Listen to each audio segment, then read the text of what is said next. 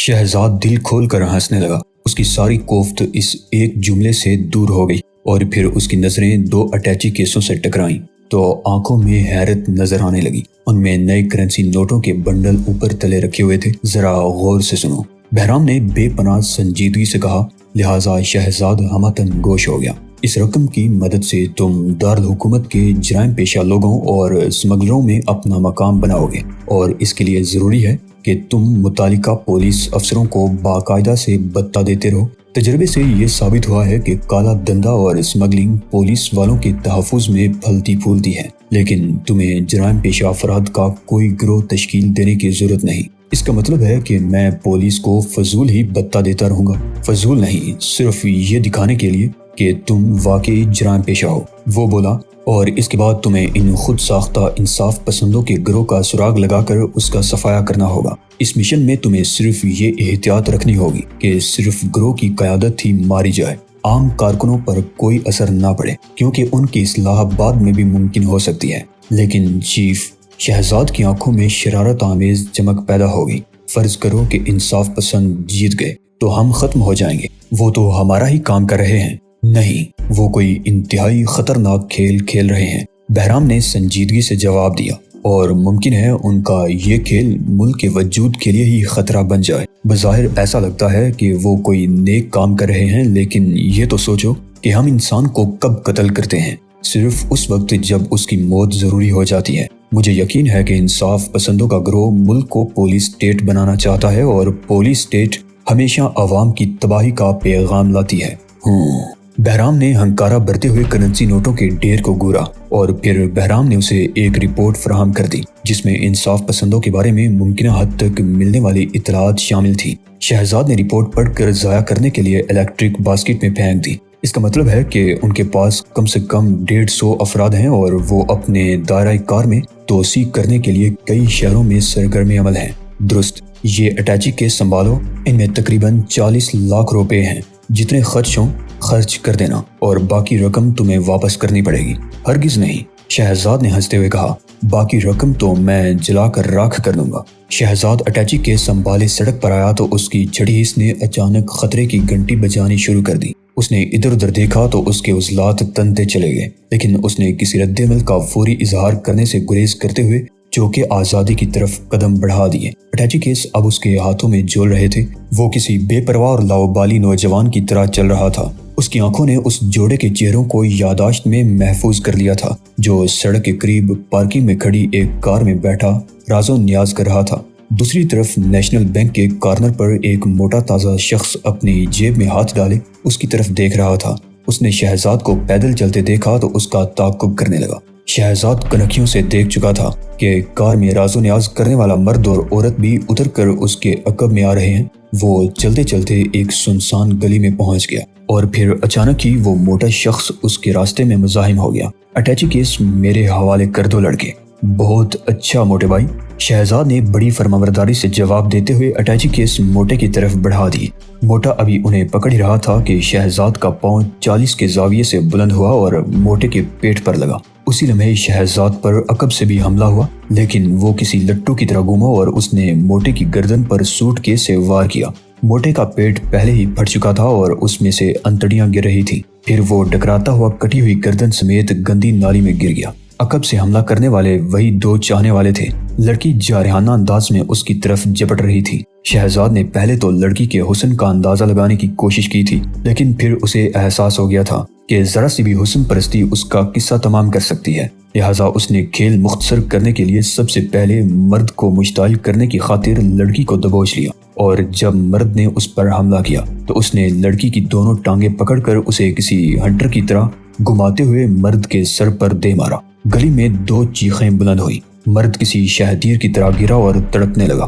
وہ ابھی مرا نہیں تھا، اور یہی حالت لڑکی کی بھی تھی۔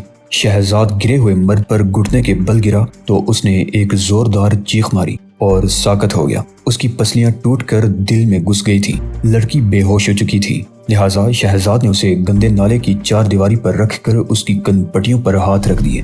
لڑکی محض 1 سیکنڈ تک تڑپی، اس کے بعد موت کی حسین دیوی نے اسے اپنی آغوش میں لے لیا۔ اسے قبل کے چیخو پکار سن کر گھروں کی کھڑکیاں کھلتی۔ شہزاد اٹیچی کیس اٹھا کر اپنی منزل کی طرف روانہ ہو چکا تھا۔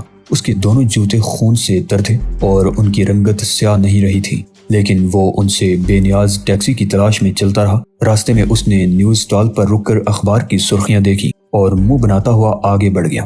ہر اخبار کی ایک ہی سرخی تھی کہ ملک کا مخیر ترین سیاستدان ٹھاکر جمنا داس اپنے اہل خانہ سمیت ہلاک ہو گیا ہے۔ دارالحکومت کے ایک انتہائی فیشنیبل علاقے میں شہزاد کے لیے ایک مکان خریدا گیا جو جدید ترین تعمیر کا نمونہ تھا اور جس کو دیکھتے ہی مالک مکان کے لیے احترام کے جذبات خود بخود پیدا ہو جاتے تھے۔ اسی روز شہزاد اوشان کو لینے ایئرپورٹ گیا۔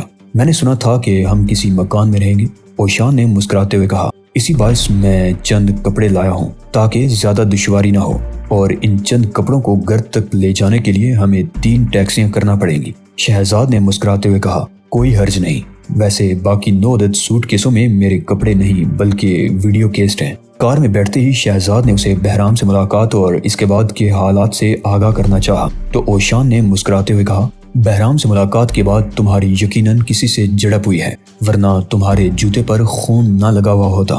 ہاں، اسے صاف کرنے کا وقت ہی نہیں ملا، شہزاد نے لاؤبالی انداز میں جواب دیا اور پھر تصادم کی تفصیلات بھی بتا ڈالی۔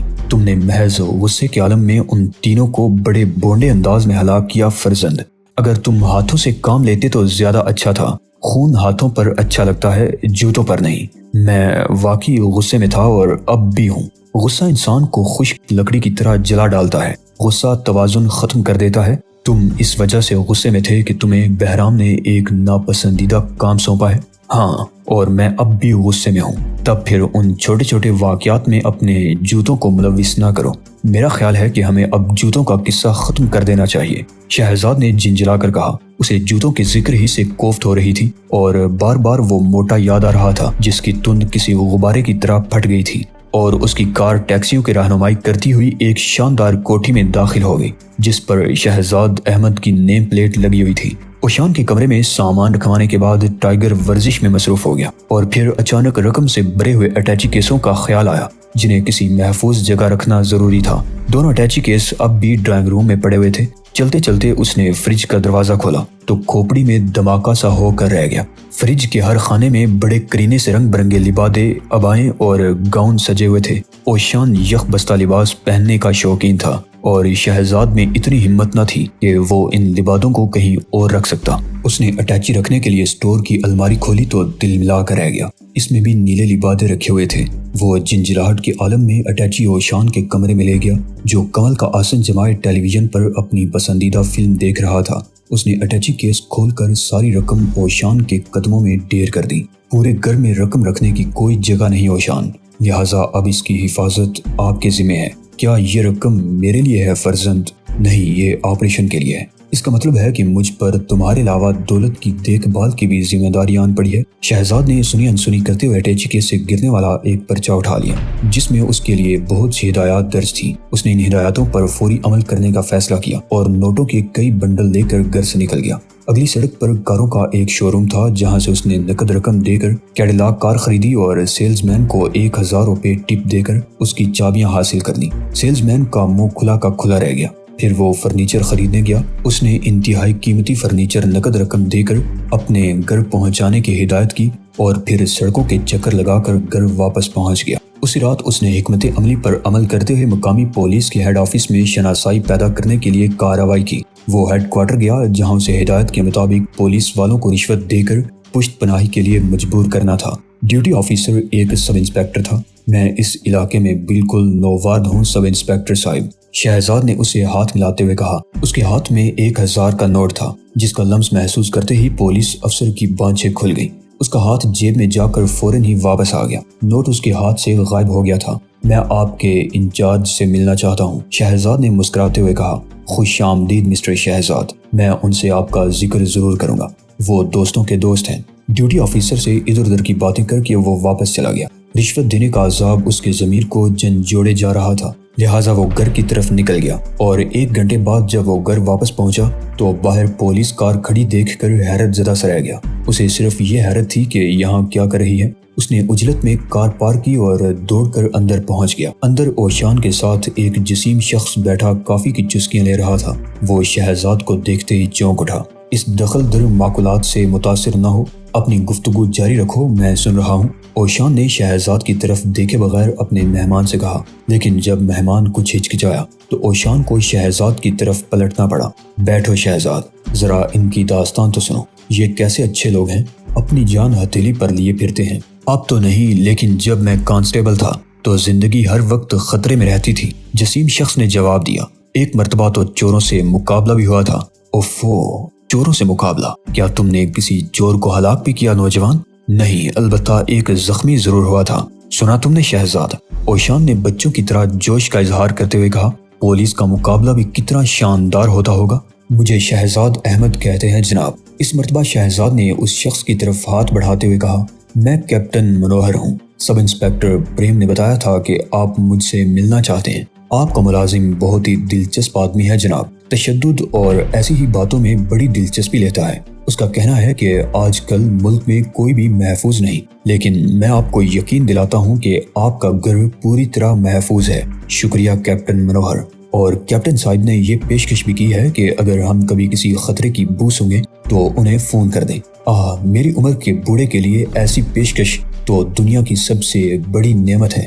ہم اپنے بزرگوں کو تحفظ فراہم کرنے میں زیادہ دلچسپی لیتے ہیں جناب۔ کیپٹن منوہر نے معنی خیز انداز میں سر ہلاتے ہوئے کہا، میں اسی بارے میں آپ سے بات کرنے ہیڈ کوارٹر گیا تھا کیپٹن۔ شہزاد نے مسکراتے ہوئے کہا، اوشان، اب میں کیپٹن سے تنہائی میں چند باتیں کرنا چاہتا ہوں۔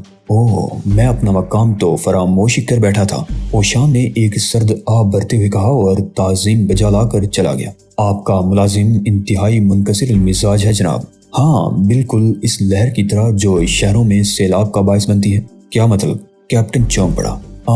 کچھ نہیں، ہمیں اب مطلب کی بات کر لینی چاہیے۔ ضرور ضرور، منوہر سنبھل کر بیٹھ گیا۔ میں تمہیں ہر ماہ 2000 روپے اور تمہارے عملے میں تقسیم کرنے کے لیے 1000 روپے دے سکتا ہوں کیپٹن منوہر۔ کیا آپ یہاں مستقل قیام کریں گے؟ ہاں، زندہ رہنے کے لیے کوئی نہ کوئی جگہ تو منتخب کرنی ہی پڑے گی، مگر ان علاقوں میں عصمت فروشی کے اڈوں اور منشیات کی فروخت کا کاروبار پہلے ہی ہمارے ہاتھوں میں ہے، اس میں ہم کسی کا اضافہ نہیں چاہتے۔ کیپٹن نے کھل کر بات شروع کر دی۔ اس کی فکر مت کرو، میں اس کاروبار میں دلچسپی بھی نہیں رکھتا، ہم کسی دوسرے کاروبار کی بھی اجازت نہیں دے سکتے۔ ٹھیک ہے، اگر تمہیں یہ علم ہو جائے کہ میں کوئی دوسرا کاروبار کر رہا ہوں تو تم مجھے بتا دینا، میں اسے بند کر دوں گا۔ اس کا مطلب ہے کہ آپ بلا وجہ بتہ دے رہے ہیں؟ میں اسی طرح کام کرتا ہوں۔ ٹھیک ہے، آپ کو ہمارا ہر ممکن تعاون حاصل ہوگا جناب، کیپٹن نے اس مرتبہ مسکراتے ہوئے کہا، اور ایک کارڈ جس پر اس کا نام اور فون نمبر تھا جیب سے نکال کر اس کے سامنے رکھ دیا۔ جب بھی آپ کو میری ضرورت محسوس ہو، اس نمبر پر فون کر دیں۔ شہزاد کی نظریں کیپٹن کے کھلے ہوئے پرس پر تھی جس میں ایک انتہائی دیدہ زیب بیج چمک رہا تھا اور اس کے وسط میں بند مٹھی کے ارد گرد 5 کونوں والا ستارہ بنا ہوا تھا۔ یہ تو بہت شاندار بیج ہے، سرکاری ہے کیا؟ نہیں، اس تنظیم کا ہے جس سے میرا تعلق ہے، انصاف پسند تحریک۔ میں نے آج تک کسی ایسی تنظیم کا نام نہیں سنا۔ اب تو سن لیا نا، کیپٹن منوہر نے اٹھتے ہوئے کہا، اور اب آپ یقیناً ہمارے لیڈر سے ملنا پسند کریں گے۔ اس کا نام انسپیکٹر داس ہے، بہت زبردست شخصیت کا مالک ہے۔ داس؟ شہزاد نے زیر لب کہا اور پھر مسکراتے ہوئے بولا، ضرور، میں داس سے ضرور ملوں گا کیپٹن۔ راجہ ہری مالک اپنے سوئمنگ پول میں ایک لڑکی پر پانی کے چھینٹے اڑا رہا تھا کہ اچانک ٹیلی فون کی گھنٹی بج اٹھی۔ راجہ جی نے سوئمنگ پول کے قریب ہی رکھا ہوا ٹیلی فون اٹھایا اور پھر چونک پڑے۔ راجہ جی، اب آپ کی شامت آئے گی۔ کیا مطلب؟ کون ہو تم؟ راجہ جی نے تیش کے عالم میں پوچھا، مگر دوسری طرف سے کوئی جواب نہ ملا۔ اس کے برعکس ان کے اسکرین روم سے 2 پولیس والے نکلے جو مسکرا رہے تھے۔ کون ہو تم؟ راجہ جی نے ریسیور پٹک کر پوچھا۔ انصاف پسند، ان میں سے ایک نے جواب دیا، اور آج انصاف کرنے آئے ہیں۔ اس شہر کی کتنی لڑکیاں اس سوئمنگ پول میں غسل کر چکی ہیں؟ میں سمجھا نہیں۔ تم سمجھ بھی نہیں سکتے، جبکہ ہم سب کچھ سمجھ گئے ہیں اور تمہیں سزا دینے آئے ہیں، اور تمہاری سزا موت ہے۔ دوسرے شخص نے تاروں کا ایک لچھا نکال کر پلگ قریبی ساکٹ میں لگاتے ہوئے ننگے تار سوئمنگ پول میں ڈال دیے۔ پھر انہوں نے لڑکی اور راجہ ہری کو ایک ساتھ باندھ دیا۔ اب خوب عیش کرو راجہ جی، ایک پولیس والے نے کہا۔ وہ دونوں اس جوڑے کو تالاب میں پھینکنا چاہتے تھے، انہیں روکنے والا کوئی نہیں تھا۔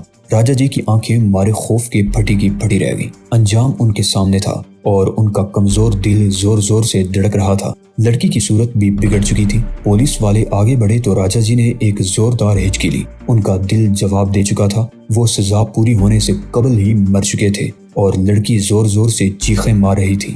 وہ دونوں ٹھٹک کر رہ گئے۔ انہوں نے راجا جی کی نبض دیکھی اور مطمئن انداز میں سر ہلاتے ہوئے بیرونی دروازے کی طرف بڑھ گئے۔ لڑکی لمبی لمبی سانس لیتی رہی۔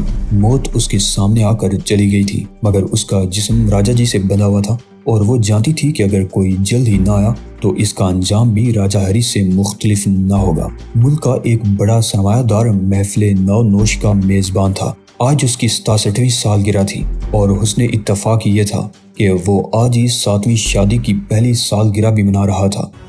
ناظرین، اس سے آگے کیا کیا واقعات پیش آئے جاننے کے لیے اگلی قسط ملاحظہ فرمائیے۔ ایمان افروز اور سنسنی خیز کارنامے سننے کے لیے ہمارے چینل کی پلے لسٹ وزٹ کیجیے، ساتھ ہی چینل کو سبسکرائب کر لیجیے۔ شکریہ۔